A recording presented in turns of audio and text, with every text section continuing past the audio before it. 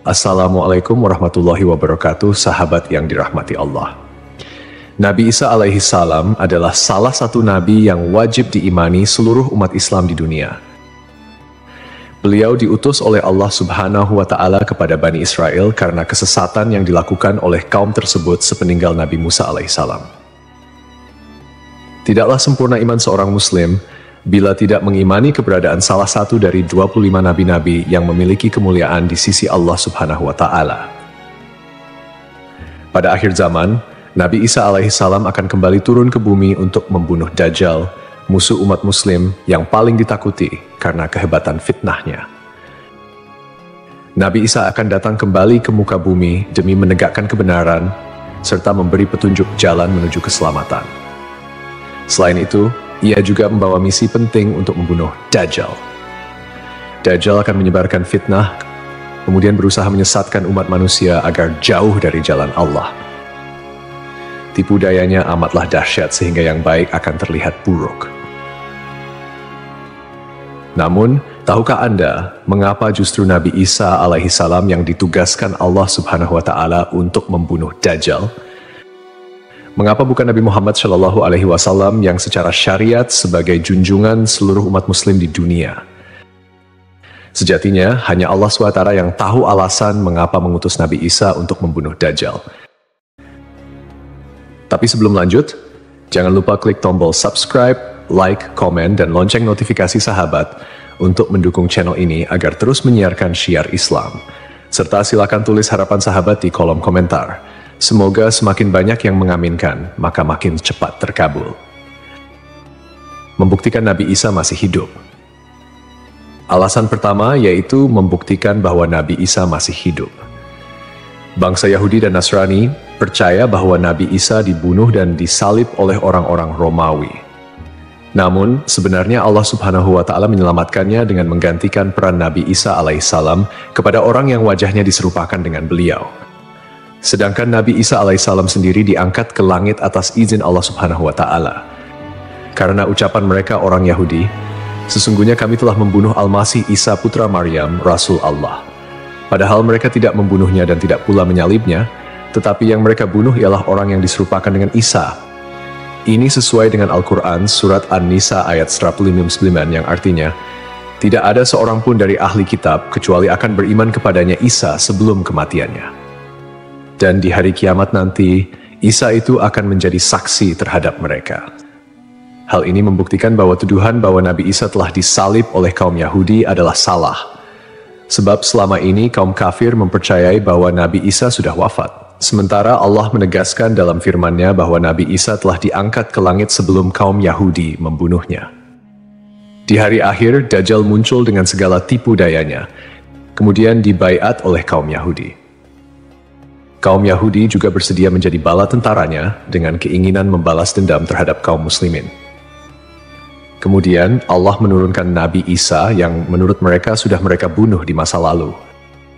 Allah menolong Nabi Isa sehingga berhasil membunuh Dajjal dan mengalahkan bala tentaranya. Di masa itu, mereka sama sekali tidak bisa lolos. Bahkan jika ada seorang Yahudi yang bersembunyi di balik pohon, batu, atau dinding, maka benda-benda itu akan berseru, "Di sini ada orang Yahudi." Dekat dengan Nabi Muhammad. Salah satu nabi yang memiliki kedekatan khusus dengan Nabi Muhammad adalah Nabi Isa. Aku adalah manusia yang paling dekat dengan Isa bin Maryam. Antara zaman kami berdua tidak ada nabi yang memisahkan. Selain itu, Nabi Isa sendiri pernah berdoa kepada Allah Subhanahu wa Ta'ala untuk dijadikan umat Nabi Muhammad. Oleh sebab itu, Nabi Isa diturunkan ke bumi untuk menjadi umat Nabi Muhammad. Pasalnya, berita tentang keistimewaan Rasulullah Shallallahu Alaihi Wasallam memang sudah diketahui pada zaman Nabi Isa. Hal tersebut diterangkan di dalam Injil sesuai surat Al-Fath ayat 29. Nabi Muhammad adalah utusan Allah dan orang-orang yang bersama dengan dia bersikap keras terhadap orang-orang kafir yang bersikap memusuhi, tetapi berkasih sayang sesama mereka. Itu adalah sifat-sifat mereka yang diungkapkan dalam Taurat dan Injil. Yakni seperti benih yang mengeluarkan tunasnya, kemudian tunas itu makin kuat, lalu menjadi besar dan tumbuh di atas batangnya. Tanaman itu menyenangkan hati orang yang menanamnya. Keadaan mereka diumpamakan seperti itu. Karena Allah hendak membuat marah orang-orang kafir. Allah menjanjikan kepada orang-orang yang beriman dan mengerjakan kebajikan di antara mereka ampunan dan pahala yang besar. Nabi Isa alaihissalam kembali turun ke bumi diyakini akan menegaskan kebenaran dari ajaran Nabi Muhammad SAW. Tidak bisa dipungkiri bahwa saat ini banyak umat Nabi Isa yang tidak menerima ajaran Nabi Muhammad SAW. Padahal Nabi Isa alaihissalam merupakan pengikut dari Rasulullah SAW. Al-Baghawi menceritakan dalam tafsirnya bahwa ketika Isa alaihissalam mendatangi Baitul Maqdis, di mana orang-orang sedang bersiap salat asar, maka imam di masjid itu mundur dan menyuruh Isa untuk maju. Namun Nabi Isa enggan dan ia tetap salat di belakang imam dengan syariat Nabi Muhammad SAW. Menjalankan kewajiban jihad. Menjalankan kewajiban jihad sebagai kaum muslimin adalah tugas yang penting. Maka Nabi Isa diturunkan ke bumi untuk menjadi umat Nabi Muhammad. Keistimewaan Nabi Muhammad memang sudah diketahui sejak masa Nabi Isa dan diterangkan di dalam Injil sesuai surat Al-Fath ayat 29, yang artinya, Muhammad adalah utusan Allah dan orang-orang yang bersama dengan dia bersikap keras terhadap orang-orang kafir, tetapi berkasih sayang sesama mereka. Kamu melihat mereka ruku dan sujud mencari karunia Allah dan keridhaannya. Pada wajah mereka tampak tanda-tanda bekas sujud.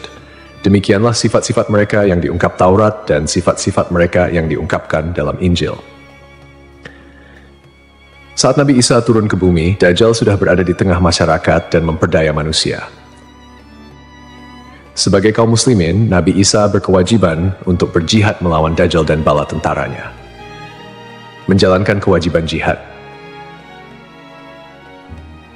Allah Subhanahu wa Ta'ala memilih Nabi Isa alaihissalam untuk membunuh Dajjal sebagai bentuk penegasan terhadap kebenaran agama Islam. Sebagian umat Nabi Isa masih belum menerima ajaran Nabi Muhammad dan masih memandang Nabi Isa sebagai anak Allah Subhanahu wa Ta'ala, walaupun Nabi Isa sendiri menolak klaim tersebut. Nabi Isa sebagai nabi yang jarak paling dekat dengan Nabi Muhammad. Keduanya merupakan tokoh yang unik dalam perjalanan kenabian. Tidak ada nabi yang diutus oleh Allah Subhanahu wa Ta'ala di antara masa hidup Nabi Isa dan Nabi Muhammad. Oleh karena itu, Allah Subhanahu wa Ta'ala mengutus Nabi Isa untuk membunuh Dajjal dan menghapus seluruh agama selain Islam. Tujuannya agar umat Nabi Isa menyadari kesesatan pandangan mereka dan beriman kepada Allah Subhanahu wa Ta'ala serta Nabi Muhammad sebagai nabi terakhir. Tindakan ini juga menggambarkan bahwa agama Islam adalah agama yang benar dan sempurna, mengintegrasikan ajaran-ajaran para nabi dari sebelumnya. Agama Islam sebagai agama rahmatan lil alamin yang membawa kedamaian, keadilan, dan kesejahteraan bagi seluruh makhluk. Nabi Isa diberikan mukjizat luar biasa seperti menghidupkan orang yang telah mati, menyembuhkan orang buta dan sakit, serta berbicara di buayan hingga dapat menciptakan burung dari tanah liat. Nabi Isa sebagai penyempurna dari ajaran sebelumnya menyampaikan bahwa setelahnya akan muncul seorang utusan terakhir, yakni Nabi Muhammad. Nabi Muhammad, nabi yang paling mulia dan utama di antara semua nabi. Beliau dianugerahi mukjizat terbesar, yaitu Al-Quran, yang merupakan firman Allah Subhanahu wa Ta'ala yang tidak dapat ditiru ataupun diubah oleh siapapun. Selain itu, Nabi Muhammad juga memiliki syafaat, yaitu pemberian ampunan kepada umatnya di hari kiamat. Melalui perbuatan membunuh Dajjal, Nabi Isa akan memperkuat dan menegaskan kemuliaan Nabi Muhammad, mengakui kedudukannya sebagai nabi penutup zaman. Tidak hanya Al-Quran, Nabi Muhammad juga diberikan mukjizat lain seperti membelah bulan dan air mengalir dari jemari tangannya. Perjalanan Isra dan Miraj serta mampu bersabda dalam berbagai bahasa. Mukjizat-mukjizat ini menunjukkan kekuasaan Allah yang melampaui batas akal manusia. Sementara keistimewaan Nabi Muhammad sebagai utusan Allah yang paling sempurna semakin terungkap, akhlak mulia, kejujuran tak tercela, keberanian luar biasa, dan kepedulian yang mendalam terhadap umatnya juga menjadi bagian dari kepribadian Nabi Muhammad. Beliau adalah uswatun hasanah, telan baik bagi seluruh manusia. Hubungan dekat Nabi Isa dan Nabi Muhammad terlihat jelas, di mana Nabi Isa adalah nabi yang paling mendekati masa kenabian Nabi Muhammad tanpa ada nabi lain yang diutus oleh Allah antara keduanya. Nabi Isa bahkan menyampaikan kabar tentang kedatangan Nabi Muhammad sebagai nabi terakhir. Beliau mengakui bahwa Nabi Muhammad adalah nabi penutup para nabi dan menyatakan persaudaraan di antara mereka, cinta dan saling menghormati. Nabi Isa dan Nabi Muhammad menjadi bukti kebersamaan spiritual dengan mengakhiri keberadaan Dajjal. Nabi Isa secara simbolis menegaskan kemuliaan Nabi Muhammad dan menghormati sebagai nabi akhir zaman. Untuk dikembalikan ke tanah. Alasan selanjutnya, Nabi Isa alaihissalam akan dikembalikan ke bumi sesuai kodrat manusia yang tercipta dari tanah. Hal tersebut sebagaimana yang dijelaskan pada surah H ayat 5 yang artinya, dari bumi kami menciptakan kamu, dan kepadanya kami akan mengembalikan kamu, dan daripadanya pula kami akan mengeluarkan kamu pada kali yang lain. Nabi Isa alaihissalam diturunkan ke bumi juga menandakan bahwa ajalnya akan tiba. Setelah wafat, Nabi Isa alaihissalam akan dimakamkan di tanah suci, lalu dibangkitkan kembali bersama manusia lain di hari kebangkitan. Mengenai lokasi makam Nabi Isa alaihissalam, terdapat perbedaan pendapat di kalangan ulama. Sebagian ulama mengatakan lokasinya terletak di Bait al-Maqdis, dan sebagian lainnya mengatakan akan dimakamkan bersama Nabi Muhammad SAW. Sebagai muslim yang beriman, tidaklah pantas bagi kita untuk membanding-bandingkan siapa nabi yang lebih hebat, karena semua nabi yang diutus oleh Allah Subhanahu wa Ta'ala mempunyai tujuan yang sama, yaitu mengajak tauhid, mengagungkan kebesarannya. Nabi Isa alaihissalam selain ditugaskan Allah Subhanahu wa Ta'ala untuk membunuh Dajjal pada akhir zaman, ternyata beliau juga akan memiliki tugas dan maksud tertentu yang pada intinya adalah menegaskan ajaran yang dibawa oleh Nabi Muhammad SAW kepada seluruh manusia yang ada di dunia. Semoga kita semua bisa memetik pelajaran. Wallahu a'lam.